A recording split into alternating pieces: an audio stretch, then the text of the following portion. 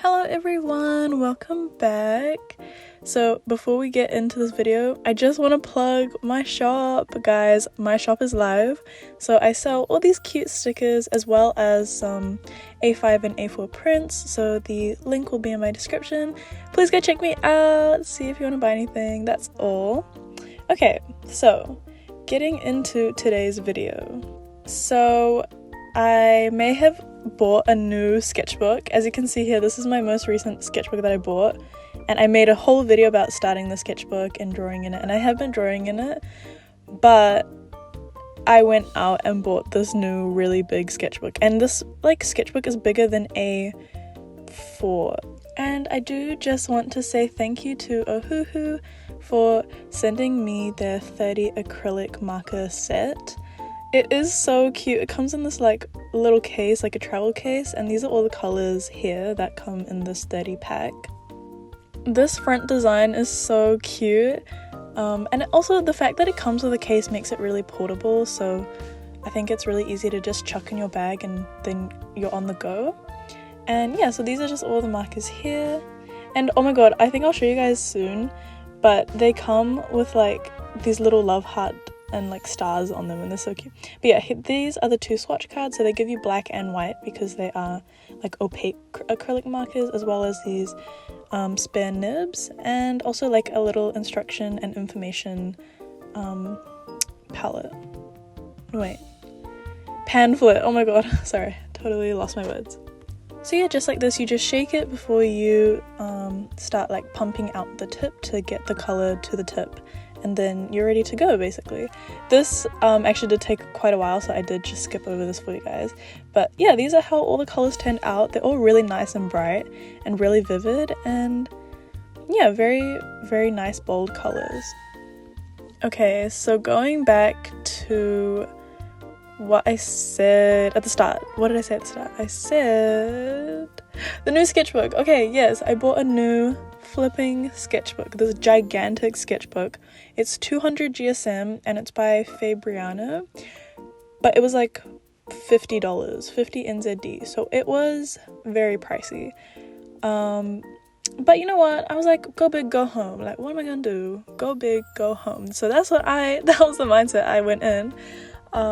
And I know I literally just started a new sketchbook. I have so many other unused sketchbooks as well, which I'm sure we can also all relate to, but I don't hate, that's a strong word. I feel very cramped when I'm using an A5 sketchbook, and I know I literally had the willpower to go out and buy that sketchbook. I myself chose to buy an A5 sketchbook.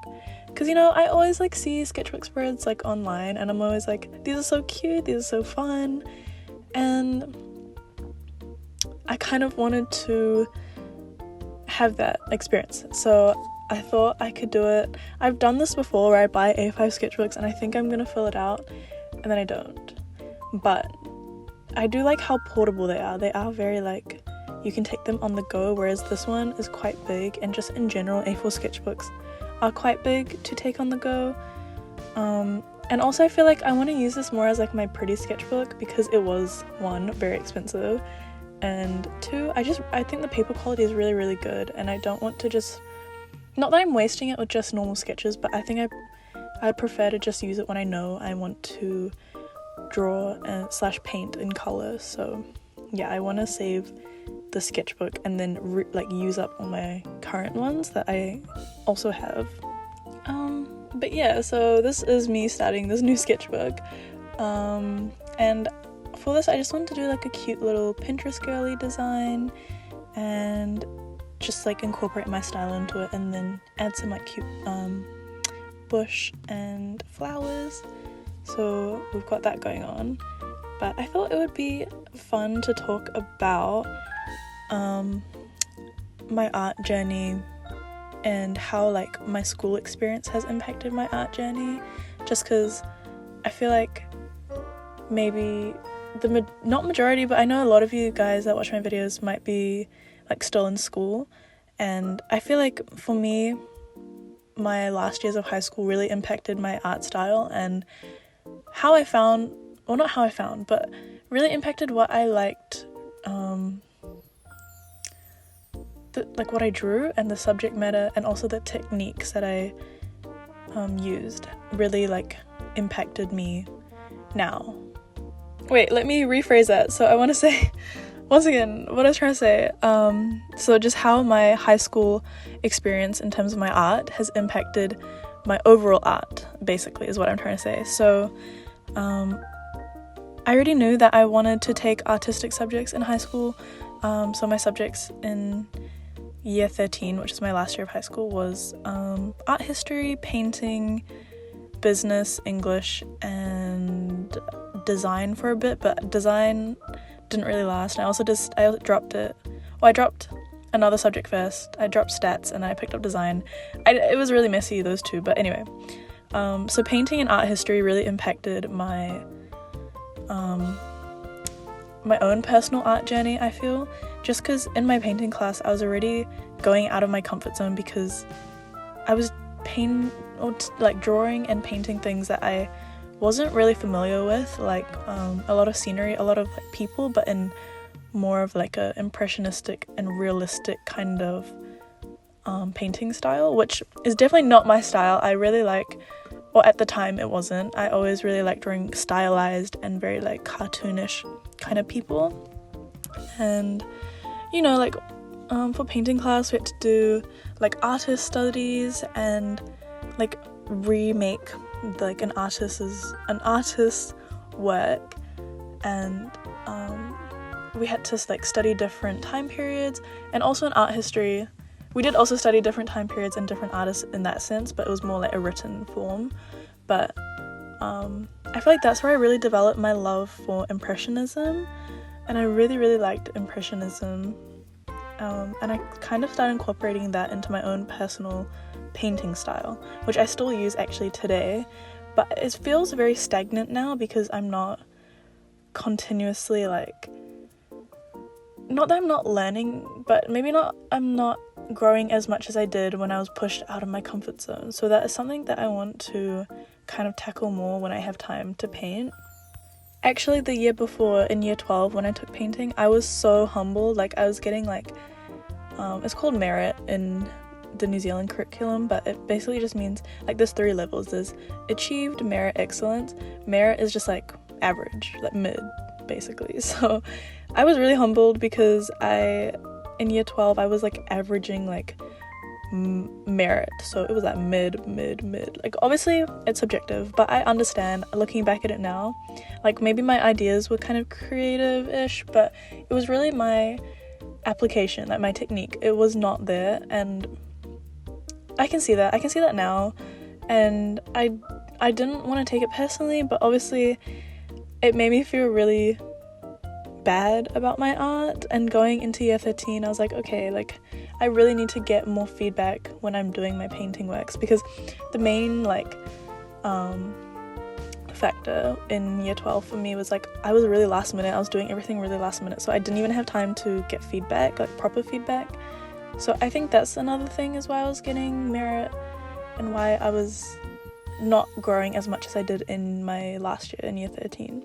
So in year 13 in my painting class I was like, okay, I really got to focus. There's no way I am merit. There's no freaking way. So then I was like, okay, I was like much more organized in year 13. I was doing my painting, like making my artworks like kind of ahead of time and getting feedback on what I could improve on. And I definitely did notice a big difference in my art style and how it developed. And obviously it can develop in good and bad ways. It's obviously like opinion based, especially of your own art. Like it's your own opinion that matters for your own art. But I feel like it definitely did help my confidence with my own art, especially like obviously yeah, like I'm gonna feel validated when I get an excellence, but I think overall, besides like obviously getting excellence, just seeing the improvement in my art personally, I feel like definitely it did create a lot of confidence for me. So how is this relevant now? Well, I'm actually currently struggling with growth in my art. And I've actually talked about this a lot recently, I think, in my past videos, but I am struggling a lot with growth. I like feel very much in my comfort zone at the moment with what I'm drawing, painting, and that's kind of what I'm trying to tackle at the moment. So like, for example, here I drew some cows.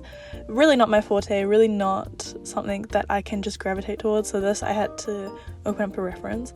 But I'm glad that I, at least like even in this small way, drew something that I'm not very confident with, and I did really like how they turned out, even though they were like doodles. They're like pretty cute doodles. So that's like an example in a way. But yeah, I thought I would just share that like little school story, like my artistic breakthrough, low-key. But that now brings me to Ft.Ohuhu's back to school sale. So I'll just leave the links in the description. But yeah, these markers were really nice quality. They were really bold and vivid. And just overall like really juicy and inky, and it didn't take like that long for them to activate, so yeah, I think they're quite good quality. In the swatch cards earlier when I showed you guys, there was a couple of metallic colors and they were so like nice and shiny, and I feel like it's kind of hard for acrylic markers to have like good metallic colors that are good quality, but I feel like Ohuhu nailed their like formula for this, because they are so vibrant, and I think they're like low-key more vibrant than some of the like normal colors, but I really like it. I like both colors in general. Both like marker styles in general. But yeah, I really did like these markers. I did use them more for like accents in this piece on my sketchbook, but I really did like them for the lining. They're like quite thick. And they are dual tip, so you can use the thinner side. I think for this video I only used the thicker side because I really liked how thick they were, but I think that's quite nice because it's quite versatile. But yeah, let me know what you guys think. Do you guys relate to this problem of having too many sketchbooks? Like, it's a real issue. I don't know, like, I don't know why I just can't stick to one. Like I think it's just because I need so many different paper qualities for different types of things, and also like different sizes technically, but I really like big sketchbooks. Like I like having enough space to like branch out my ideas or like a concept, and I feel like A5 or like smaller sketchbooks I just can't do that in. Like maybe a squared sketchbook, I've never owned one so I'm not sure, but like maybe I can see myself being pretty content with it. But for now, A4 is like my ideal size, but sometimes it does feel a little too big, like towards the end of it, where I like am not bothered to finish it, but I power through most of the time. But yeah, what I am finding is that A5 is a bit too small, which I literally knew as well. Like I knew that, and then I still bought one. But Anyway, now we have two sizes, so I'm grateful that I have two sizes, because now I can take the smaller one. And that is my rant about my sketchbook now. That's all. Oh, and yeah, so just here I'm like making like a little title for this. It's kind of, this like page kind of acts more of like a sketchbook cover in a way, because I wanted to put lettering up there, but I didn't know what to say, so then I was like, okay, sketchbook 18. Oh guys, can you imagine sketchbook 18? This is 18, like what the hell? I haven't finished half of my other sketchbook, so I do want to do